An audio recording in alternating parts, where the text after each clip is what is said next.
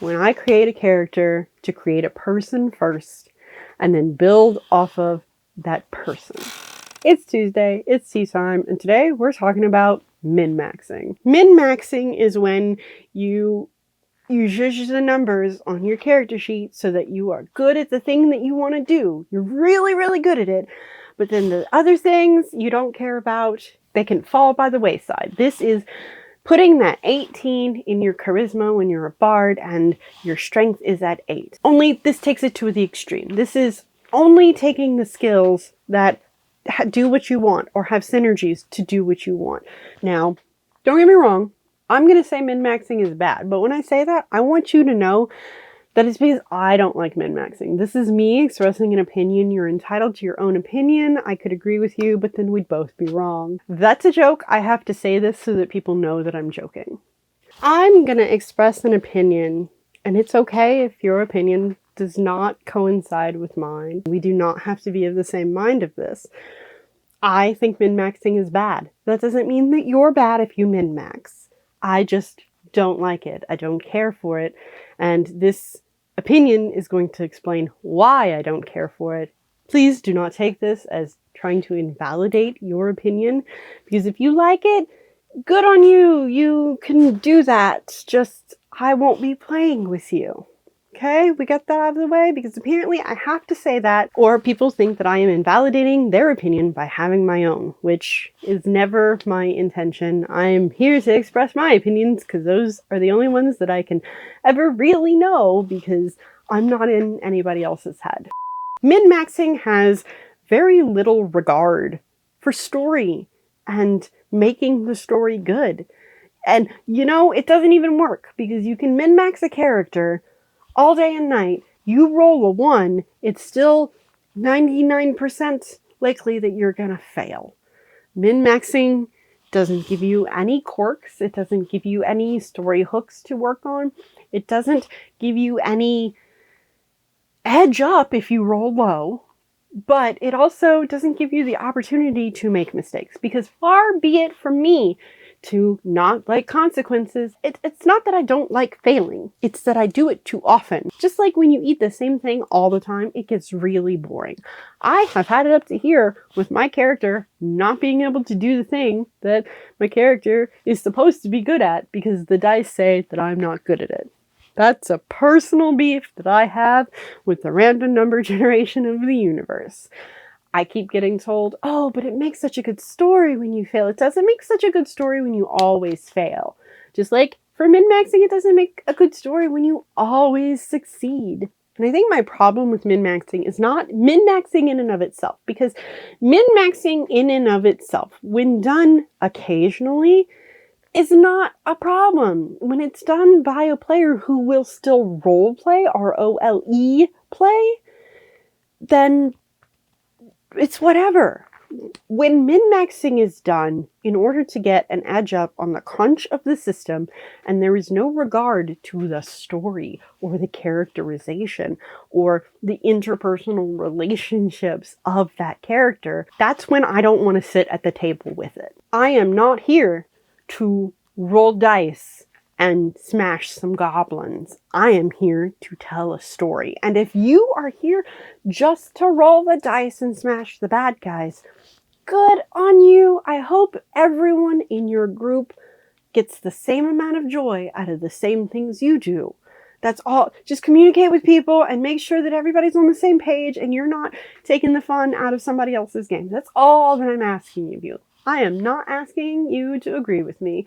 I am not asking you to validate my opinion. This is my opinion. I'm not asking you to sit in my chair and play the game how I play it. My problem with min-maxing is that it's usually done, at least in my experience, by people who want to lead the group. They want to be in charge of things. They want to make the decisions about what the party does and where they go. And it turns into just combat after combat after combat, and there's no story.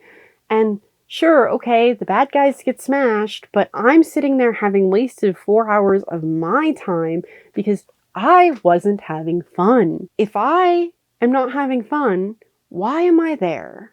I have so many other things that I could be doing with my time. Sitting down, watching other people get to do fun things that not only am I not included in, but exclude me specifically from the fun I want to have. Nah, bruh. That is not the table that I'm going to sit at. That is not the fun that I want to have. I don't like playing with the kind of players who min-max all the time.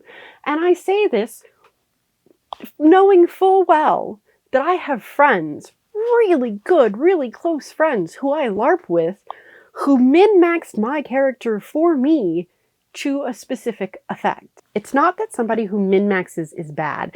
It's when they min-max all the time and they do not understand that they are causing problems for other people's enjoyment. That's what gets me. That's what makes me angry. That's what makes me say min-maxing is bad. Because my friend who helped me make my LARP character and make it the most effective gatherer that she can be according to the rules of the LARPs that I go to, he's not a bad guy. He doesn't ruin my fun.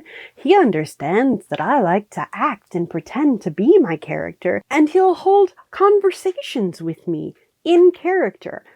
He maximizes my fun as well as his own. It's a group project and everybody's pitching in. The group projects only suck when not everybody's pulling their weight, when the whole group buys in, when everybody's looking out for everybody else, when everybody is prioritizing group fun and making sure that their own personal fun isn't eclipsing anybody else. Oh my gosh, things are amazing.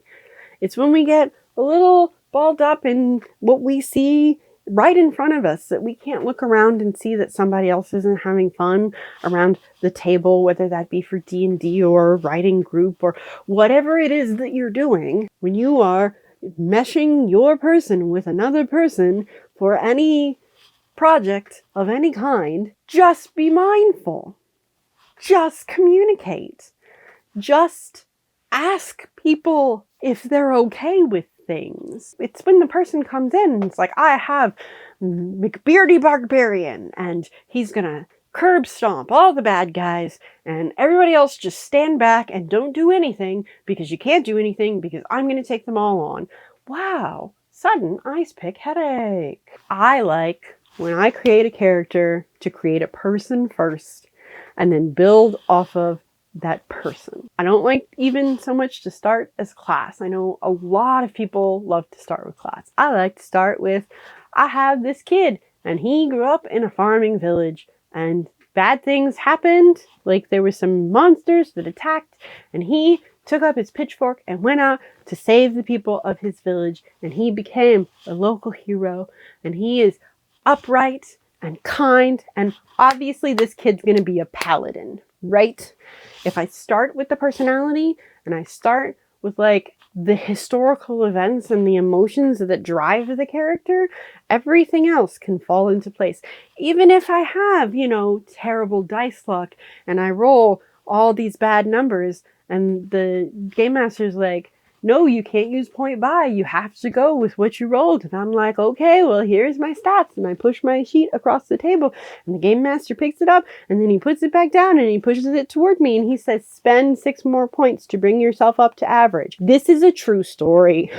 Okay? This may be in part why I don't like min-maxing because I have terrible dice luck. So yeah, I'm going to keep this short and sweet this week because I have a lot to do before I leave for Minnesota and we are going to the Renaissance Festival. I hope I can get you guys some footage and do a vlog, but we'll see what happens. I love you. Take care. Please drink some water, eat something delicious, do something that is just for you, fulfill your soul, craft a life worth living. Take care of my friend and I promise I will do my very level best to take care of yours.